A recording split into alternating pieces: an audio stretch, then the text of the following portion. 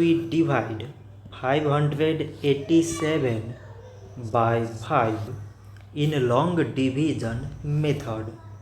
5 times 1 is 5. On subtracting we get 0. So now we put down this 8 and 5 times 1 is 5. On subtracting we get 3. So now we put down this 7 and it is 37. 5 times 7 is 35.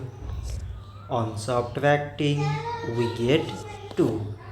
So now we have no any other number to put it down.